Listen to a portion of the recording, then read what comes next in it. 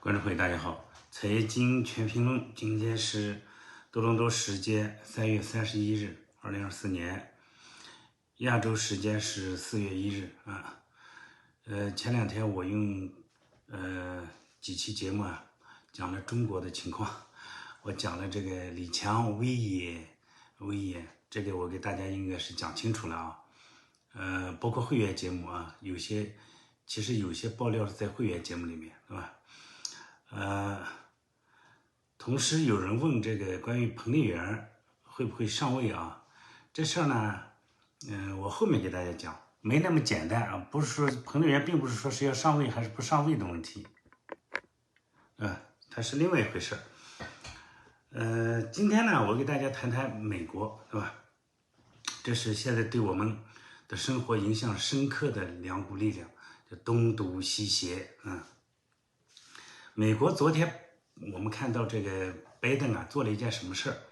他就把3月31日定义为变性人日啊，变性日啊，就说割鸡鸡，对吧？割鸡鸡。但是呢，3月31号它是一个很特殊的节日，它是基督教，包括它是基督教的复活节，对吧？这个复活节本来是耶稣复活的，你怎么会搞变性了吧？变性，对吧？是你新生啊，这个就让全世界的基督徒感觉到恶心，对吧？感觉极其恶心。但是大家不要这么简单的看，因为你知道，在北美有些基督教教堂里面他们真的是欢迎变性人的，就教堂里面基督教的包括天主教的，就在教会里面、教堂里面欢迎变性人的，是吧？所以他们听从拜登的召唤，他们没有去纪念耶稣的诞生日，他去纪念看谁割鸡鸡了。你觉得这是不是一股妖孽呢？啊，大家绝对不要以为这是拜登的无意之举啊！我要告诉大家，这是他们深谋远虑的计划的一部分。就今天在美国、在北美、在西方国家发生的这些，很诡异，是吧？很违背人伦的事儿，它不是无心之作啊，它是后面都有看不见的黑手在推动，就是这事儿是有人推动的，包括现在在美国，你看到在美国有一股很奇怪的力量就是关于这个亲哈马斯、亲巴勒斯坦，他们没有说直接亲哈马斯，但是他改名叫亲巴勒斯坦。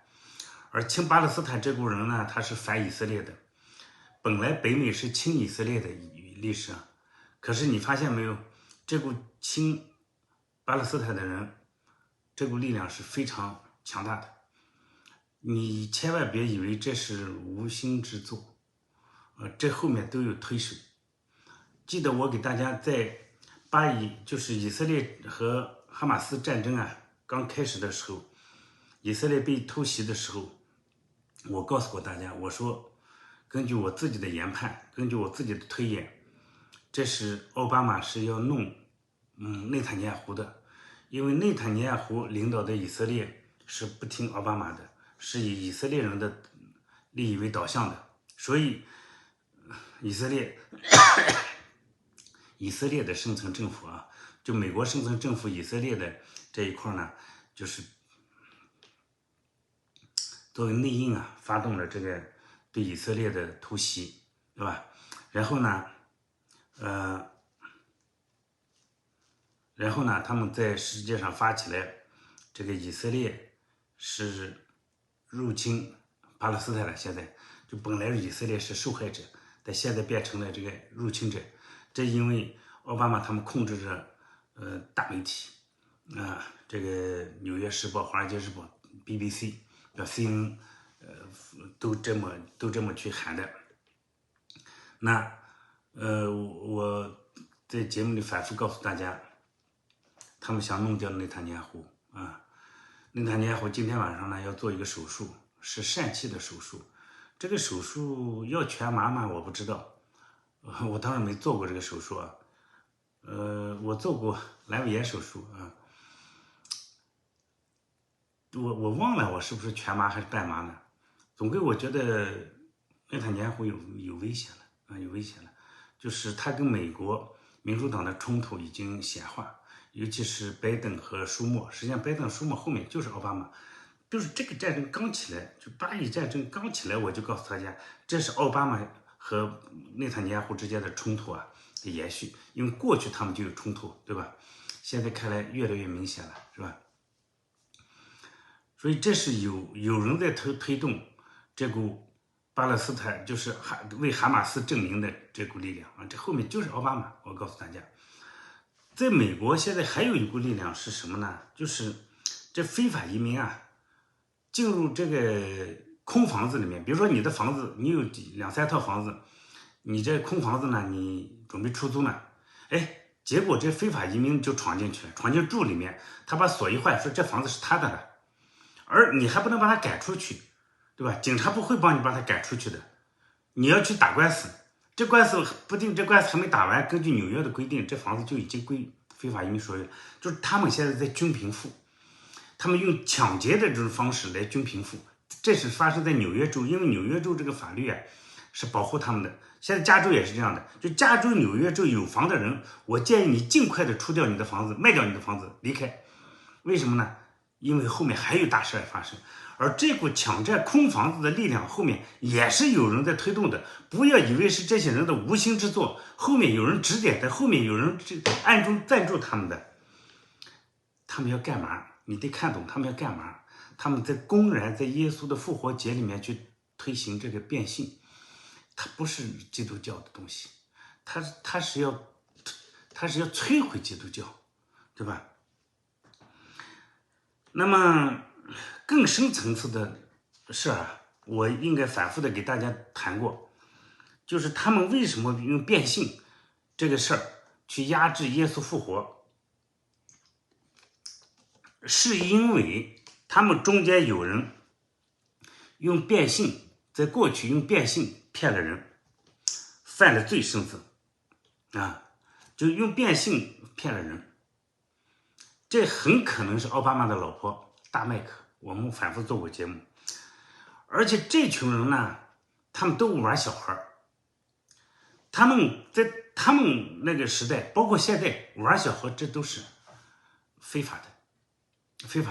所以他们现在要推动玩小孩合法化。这里面最典型的人啊，现在因为德桑迪斯签署的法律是7月1号公布，爱普斯坦岛这个文件，就是谁玩的小孩。那么我认为他们7月1号之后，美国情势会大变，就是你会看到很多人名字呢是玩小孩的这个列表里面，这很可能包括奥巴马。美国人现在不讲，可是各种暗示，各种这个圈子里面已经传开了啊，就是有奥巴马他的葡萄庄园啊，叫玛莎葡萄庄园是吧？就玩小孩的有奥巴马，有奥巴马老婆大麦克，而且大麦克和奥巴马同时强奸了一个黑人女孩，那个女孩现在长大了，她公开的出来做节目了。你看，只是美国的所谓的主流媒体压制不报，而且像 YouTube、Google 这些不给他机会去传播，但是在电报圈子里面都传开了，在我们 Q 汤上也有他的视频，就是奥巴马和大麦克强奸了他。大麦克是男的，他是变性的，他有没有变性呢？他是变性的，还别忘了好莱坞的那个女星讲奥巴马是变性的，奥巴马的老婆是变性的，结果他死了。那玩小孩的除过奥巴马和大麦克还有谁呢？还有拜登。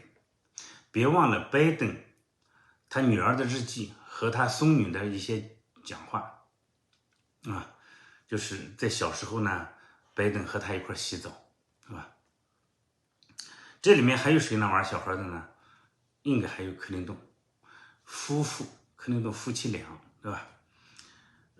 有没有这个小土豆呢？现在不好说，但是我看到的，传的这个清单里面，小土豆是上过那个岛的，啊，你要知道，爱因斯坦他是中情局的线人，他做这个岛啊，实际上像当年那个赖昌星做的红楼一样，就是把这些政要啊，就吸引去在这个地方玩，然后录下来了，就是都有录像。这样的话呢，他们控制了这些政要。这当年红楼也是这样的，对吧？赖昌星也是通过这种方式控制了一批人。那正因为他们玩小孩这事儿是违法的，是严重的犯罪，所以呢，他们想把玩小孩这事儿合法化，就是给自己脱罪嘛，对吧？那我们回过头来想一下，谁家的小孩让他们去玩呢？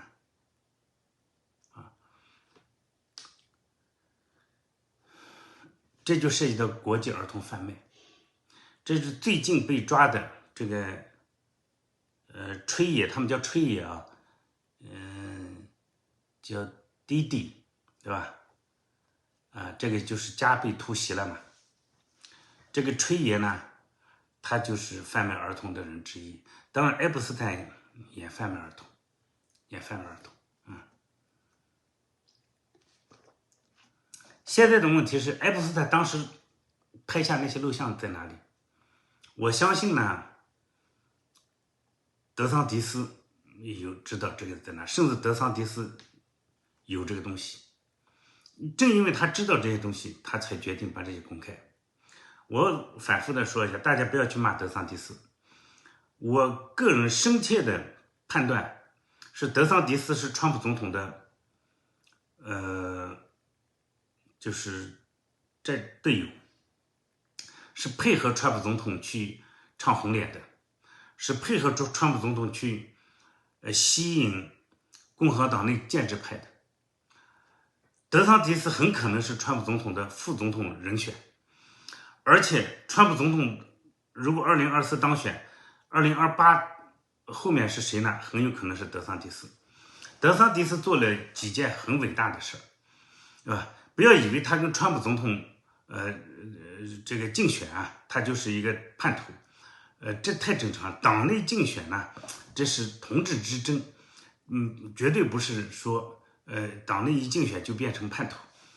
就比如说川普总统在2016年的时候选举，他的党内对手一个是卢比奥，这是建制派的，这是麦克奈尔的徒弟，还有一个是 Cruz，这是其实是我们加拿大一个人，最后又跑到美国去上学，现在是美国的这个参议员。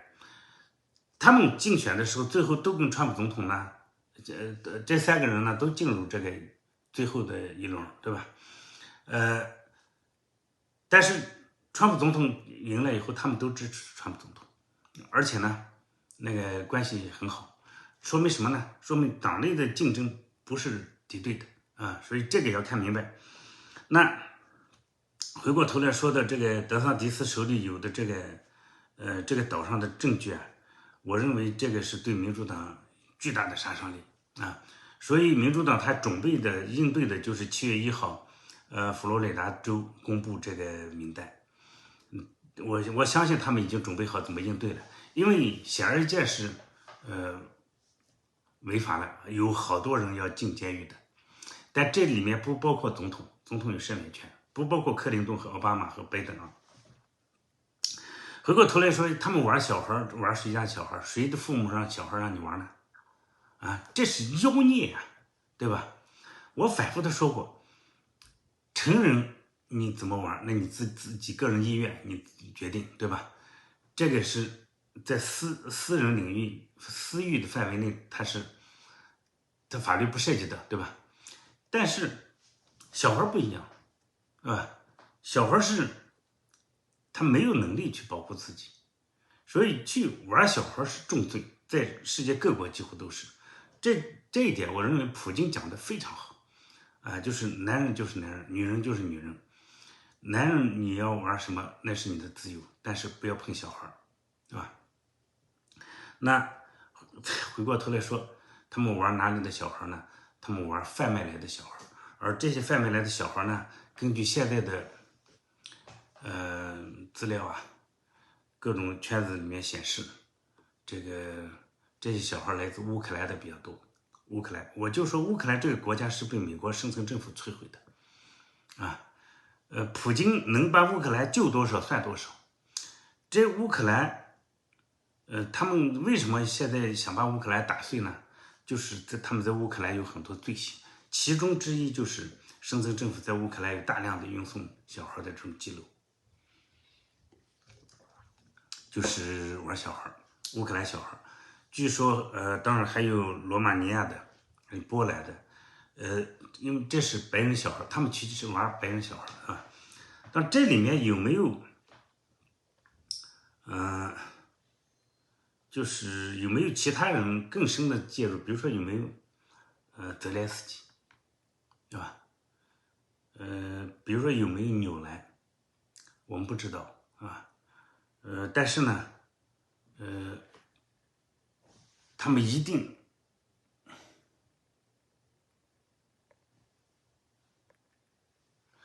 对不起啊，我接一下电。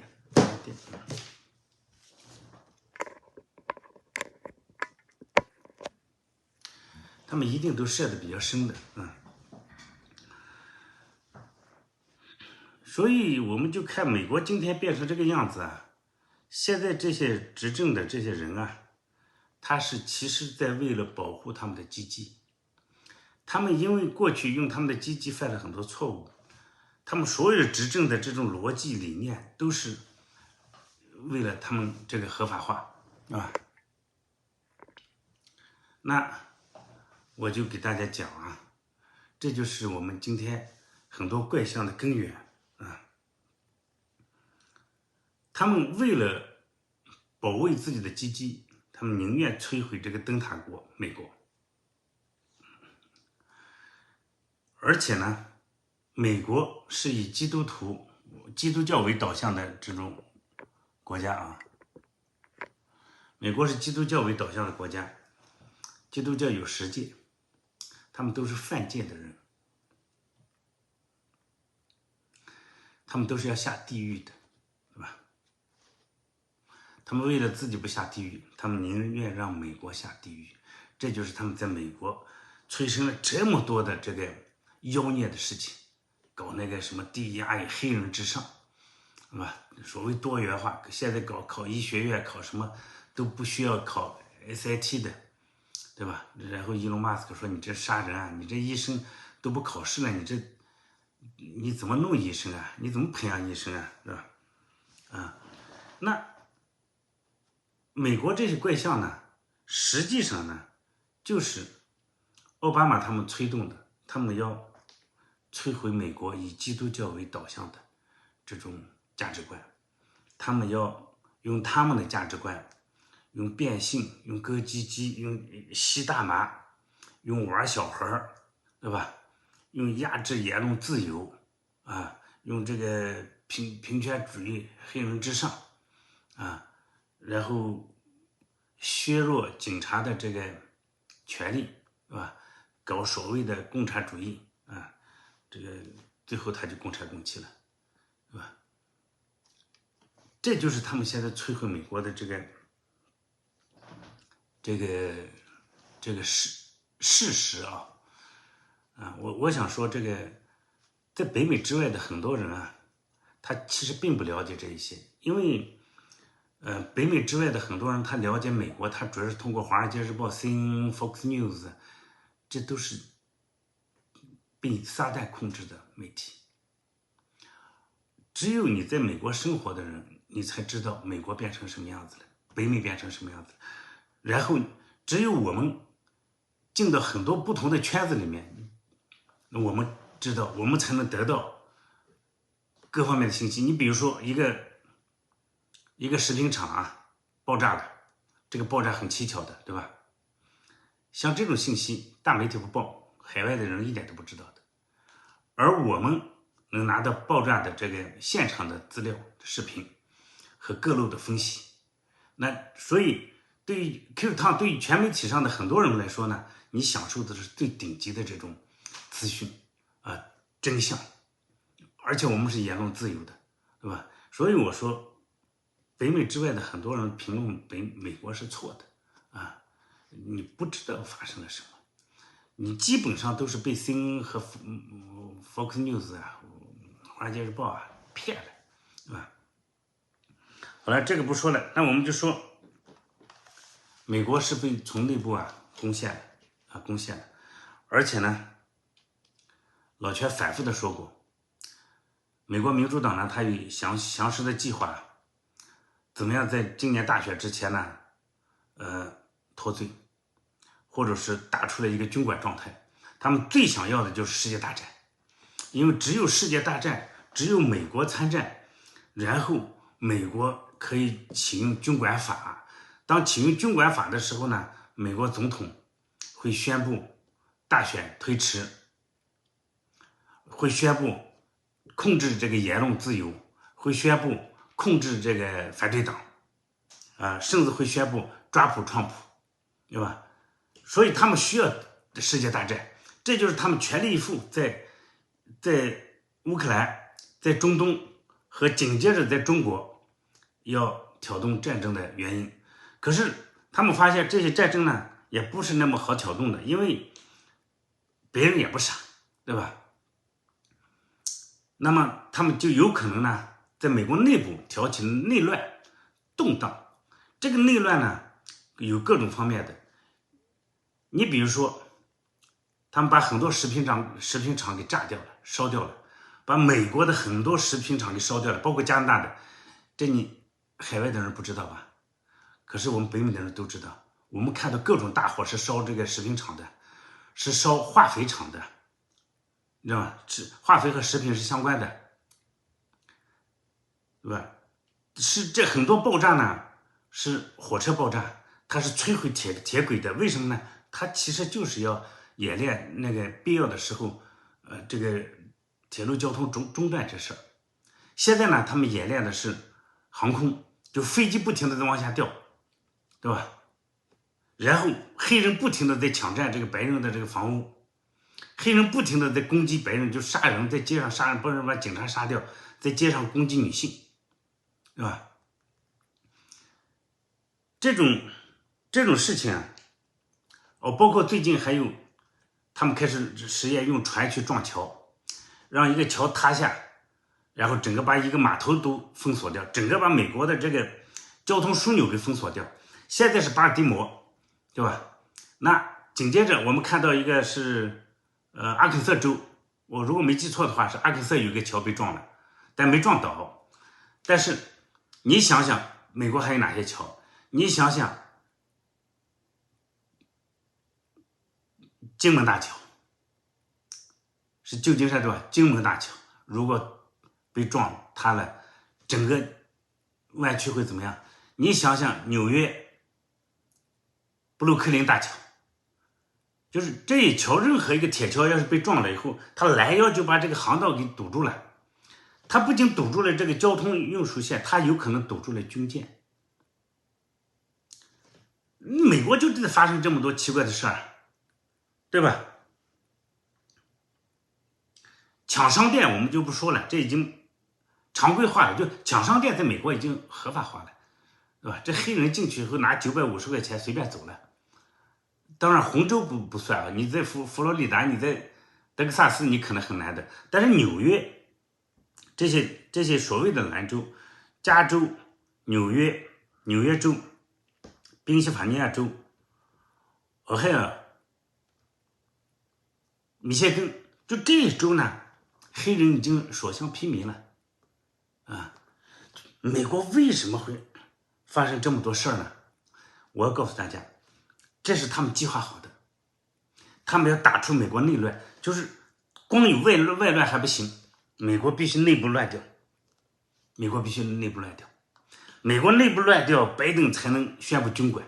当拜登宣布军管会受到庞大的压力，因为反对者太多，国会你还没控制嘛，他们现在准备控制国会嘛，对吧？7月1号之后，我不知道，甚至等不到7月1号，大概5、6月份，有很多民主党人士也会辞职，因为7月1号那个名单要出来了。我不知道这个 Roberts 就是最大那个法官啊，他会不会辞职？各种显示他在那个小岛上去过。那为了这事儿，整个全美都搅进来，整个国际社会都搅进来了，是吧？那我反复的告诉过大家，拜登可能会宣布军管，但是会受到美国强大的这种压力抵制，就是你宣布军管，红州都抵制，那州长都不同意，有什么用呢？对吧？但是没什么用，他还要这么干，他就是为了权力。当他宣布军管的时候，他就有权利宣布大选推迟或者什么样。当然这是一个斗争的，就是说他要这么做，他未必能做成。但是民主党的计划你应该能看到，我反复的说过，拜登是那个背锅的人，他也把很多坏事呢都干了，包括宣布军管这事都干了。但是宣布完军管之后呢，他怎么办呢？他 hold 不住了。这个时候呢，很可能拜登会辞职。我反复的说过，拜登会辞职，贺三会上，但贺三不是真正的那个掌局的，对吧？拜登辞职，民主党谁去选啊？不是贺三，他们已经抛弃掉贺三了。贺三既没能力也没品行，对吧？但是贺三呢，有一件事可以做，就是拜登上位以后，拜登辞职之后，贺三很有可能就是上位，他不是很有可能，他一定上位啊。贺三上位去担任总统啊，担任总统。副总统不知道啊，很有可能是大马克。我想说这个贺三担任总统这步棋是他们布好的。干什么呢？就是贺三担任总统以后，把拜登一家赦免，就是拜登身上的罪，拜登他们儿子犯的罪全部赦免，因为贺三是总统嘛，他有那个权限，对吧？就是这个总统在离职之前，他会赦免很多人，他会赦免这个，我认为啊，拜登全家都会赦免，然后会赦免一些民主党的人士吧，是吧？当然贺三呢，这是他唯一的任务，他是个看守政府，是吧？那么谁代表民主党出来选呢？我个人认为啊，现在纽森的可能性比大马克大，就奥巴马的老婆啊，叫大马克，是吧？就纽森他不属于奥巴马核心圈子的。其实纽森和奥巴马呢，虽然他们俩都是民主党，可是他是两个派系，他彼此呢不太一样。但是纽森一直在巴结奥巴马。为什么是纽森出来选而不是大马克呢？是因为他们一定会输，他们选的时候要输，就是谁去输，而奥巴马决定让纽森去输。就奥巴马其实是想除掉纽森的，给谁铺路呢？给大马克。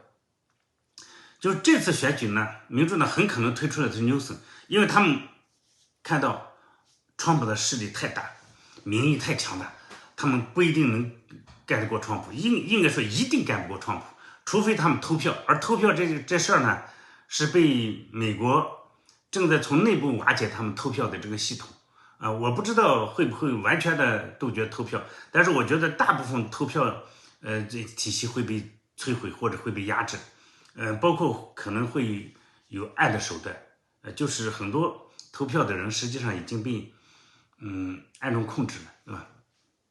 那这样的话呢，谁出来选都会输给川普，那民主党就会很难看。而奥巴马是不允许他老婆去输的，他要他老婆出面，但是不是让他老婆去输，这个时候就让纽森去输，就是干掉纽森啊，干掉纽森，通过纽森去输，把纽森的这个名声打坏。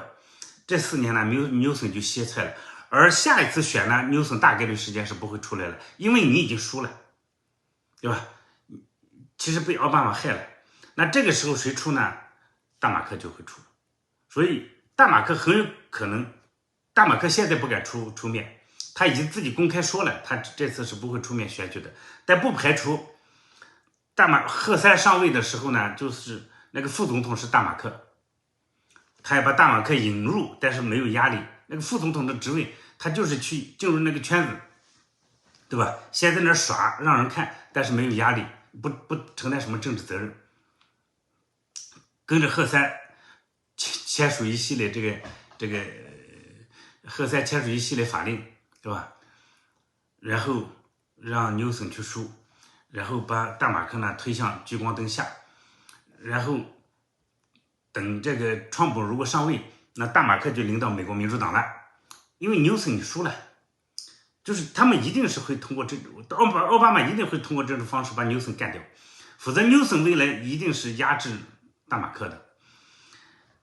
回过头来看，纽森也不傻，纽森坏是坏，他绝对不傻，对吧？我就说很多他是 Berkeley 的，对吧？很多 Berkeley 的学生呢是坏，就是这个他的价值观是坏的，比如说 Berkeley 吸毒、同性恋、滥交，这事儿多得很，在 Berkeley 不算什么。所以你把娃送到 Berkeley， 这是非常非常危险的事啊。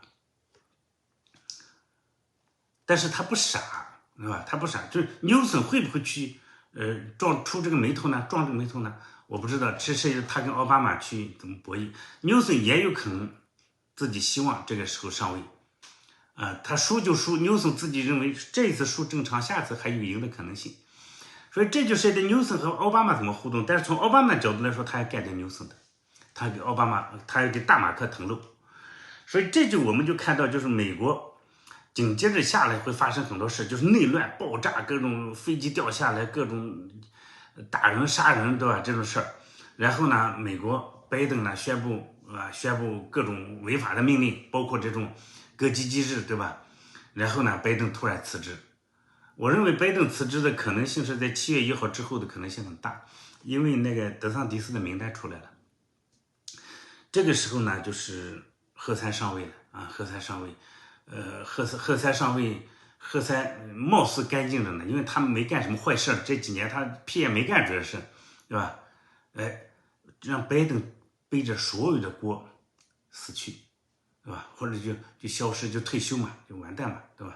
然后贺塞上位，这个时候过渡一下，因为权力还貌似在贺塞手里，实际上这个时候民主党已经回到奥巴马手里了，这就是后面美国人可能会发生的事，美国大概率事件会发生一场非常非常严重的骚乱，这个骚乱就是拜登他们从后面推动，然后就是拜登他们会打起来骚乱。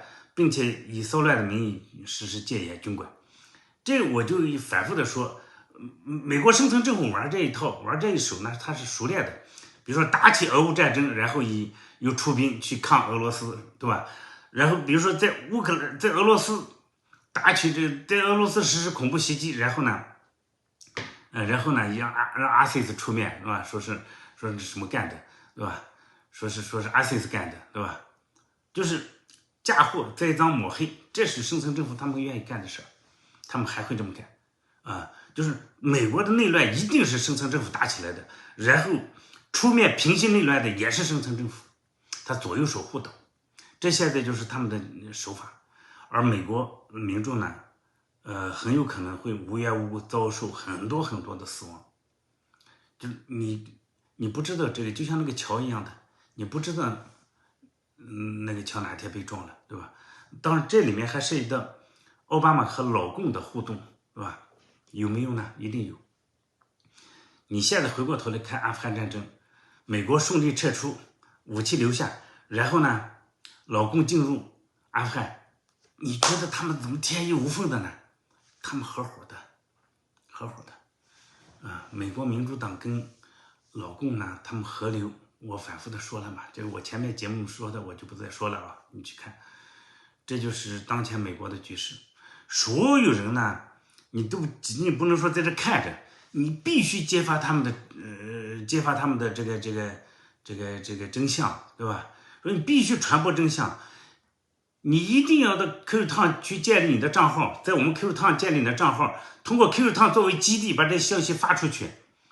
你在 Facebook 什么YouTube 上面，什么其他地方建立的平台，我告诉你，一旦他内乱打起来，扎克伯格和这个 Google 这帮人一定把你的账号给你封掉，一定给你封掉，就像干掉老全的账户一样的。所以你要到 QQ 汤来建立你的账户，然后把你的资料放在这儿，然后发散出去。那我们 QQ 汤可以发到你任何地方去，你懂吗？没有人可以置身事外，我们都将是受害者，包括加拿大人，